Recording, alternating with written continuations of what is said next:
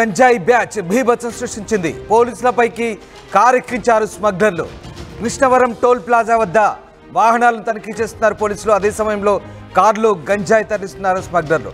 Car ఆపేందుకు పోలీసులు ప్రయత్నించారు.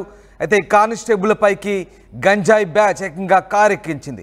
ఇద్దరు కానిస్టేబుళ్లకు తీవ్ర గాయాలయ్యాయి. కారును వదిలి తర్వాత స్మగ్లర్లు పారిపోయారు. కాకినాడ జిల్లా కృష్ణవరం టోల్ ప్లాజా దగ్గర జరిగింది ఘటన. గంజాయి బ్యాచ్ హల్చల్ చేసింది. వాహన తనిఖీలను చేస్తున్న పోలీసులపై కారు ఎక్కించి భీభత్సం సృష్టించారు. అయితే కారులో గంజాయి తరలిస్తున్నారు. దీంతో కారును ఆపేందుకు పోలీసులు ప్రయత్నించారు. కానీ కారు ఆపకుండా వేగంగా కానిస్టేబుల్ పైకి ఎక్కించి పారిపోయారు. ఈ ఘటనలో ఇద్దరు కానిస్టేబుల్ గాయపడ్డారు. క్షతగాత్రులను ఆసుపత్రికి తరలించారు. గంజాయి బ్యాచ్ సృష్టించిన భీభత్సంపై పోలీసులు సీరియస్గా ఉన్నారు. సీసీటీవీ ఫుటేజ్ ఆధారంగా దుండగులు పట్టుకునేందుకు పోలీసులు ప్రయత్నిస్తున్నారు. నిందితులను ఎట్టి పరిస్థితులను వదిలిపెట్టమంటూ హెచ్చరిస్తున్న పరిస్థితి కనబడుతుంది. ఒకసారి మనం కృష్ణవరం టోల్ ప్లాజా దగ్గర సీసీ ఫుటేజ్ చూడొచ్చు. కాకినాడ జిల్లాలో జరిగింది ఘటన. టోల్ ప్లాజా దగ్గర అప్పటికే ఆ గంజాయి బ్యాచ్ అందులో కారులో గంజాయిని పెట్టుకొని వెళ్తోంది. అక్కడే సరిగ్గా టోల్ ప్లాజా దగ్గర పోలీసులు ఆ కారును ఆపేందుకు ప్రయత్నించారు.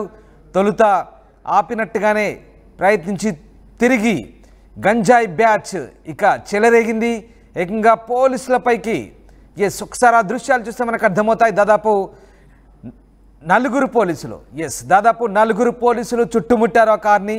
5 పోలీసులు చుట్టుముట్టారు. అంతలోనే కారును అతి వేగంగా పోలీసులపైకి పోనిచ్చాడు. చూడండి ఒక్కసారిగా 2 పోలీసులు ఆ కారు కింద పడి గాయాల పాలైన ఘటన ప్రస్తుతం కలకలం రేపుతుంది. దాని తర్వాత పోలీసులు ఆ కారును వెంబడిస్తున్నారు. ఆ దృశ్యాలు మనం చూడొచ్చు. సీసీటీవీ ఫుటేజ్ ఆధారంగా దాదాపు 1/2 డజన్ మంది పోలీసులు, 4 కాదు 5 కాదు 6 పోలీసులు కారును చుట్టుముట్టారు. లాఠీలతో కారును ఆపేందుకు ప్రయత్నించారు. అయినప్పటికీ ఆ వ్యక్తి కనీసం డోర్ తీయలేదు. ఏకంగా పోలీసులపైనే కారు ఎక్కించాడు. ఒకసారి చూడొచ్చు. ఎదురుగా కారును ఎక్కించడంతో 2 పోలీసులు కారు కింద పడ్డారు.